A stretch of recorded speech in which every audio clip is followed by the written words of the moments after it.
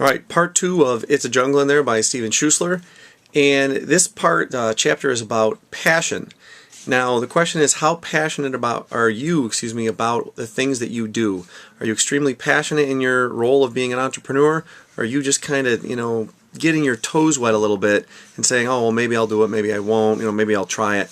Now, I can tell right off the bat, some people, I was just checking my my downline actually for the hosting company that I use and the autoresponder company I use called GVO and Pure Leverage, And sometimes people come in and they say, I want to make $5,000 a month, which is great, but it might not happen right off the bat. And hopefully you understand that you do have to put some effort in. Okay, it's not going to happen right away. Okay, you have to slowly grow. It's more of a marathon than it is a sprint. And you see the people, they're in for like 1 or 2 months. Maybe they don't get all the leads they want. Maybe they haven't followed the suggestions that we made. And next thing you know, they drop off.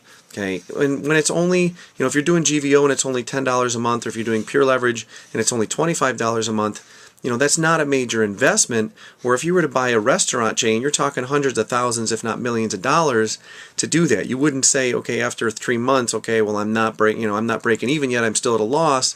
Instead of seeing what's down the road in the future. So, Chapter 2's title is The Importance of Passion, and the quote is, "Passion makes perfect," by Eugene Biro. Now, in this part, he talks about the idea of how passionate he was for his idea of the Rainforest Cafe.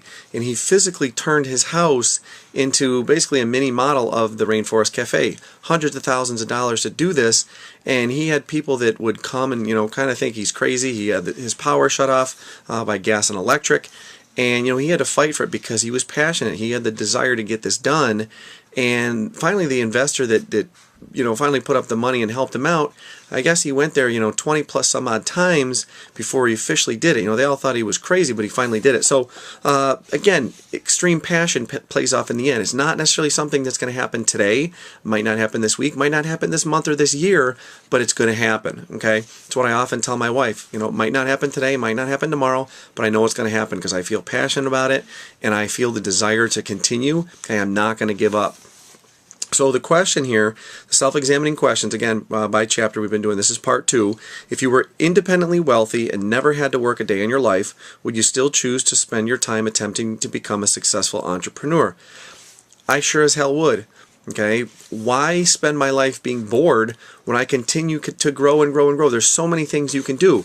If not doing it for yourself and enjoying, all the toys you could buy, the vacations you can go on, but helping others. Okay, I've lived the life of, helping others at times. I was in the Peace Corps for 2 years, and I spent time over there teaching and, teaching people a new sport. I spent a good almost 2 weeks in Kenya this summer. Great time. Last summer in July 2012. Great time. I brought over 30 lacrosse sticks. I want to be able to continue to do that, to be able to go coach and to be able to help people out and donate my time when I can. Okay, money's not evil, but money can provide a lot of things that might cause evil to take place if you choose to turn into drinking or alcohol or spending money that way. But it also does a wealth of good. Okay, spending to make other people happy, to build other people's dreams as well. I can help take care of that, and that's what I want to do. I want to be able to continue to do this and go back to see where I lived for 2 years in the Solomons, maybe bring more supplies and new materials that they can continue to educate themselves over there, okay, because I was teaching at a school. So, again, it's all about being passionate. And in marketing, I've learned so much, but I'm extremely passionate about lacrosse. Not only do I like the idea of network marketing, but I also love the idea of coaching lacrosse and actually, continuing lacrosse. I wrote a book in lacrosse. I published it. Okay, I had some information that I had been given years ago, and I added some content to it, and I turned it into a book. I've published it. I've sold, a few hundred copies already, between my website and at, vending at tournaments and even on Amazon.com. Okay, it's called The Commandments of Lacrosse. You can look it up for yourself.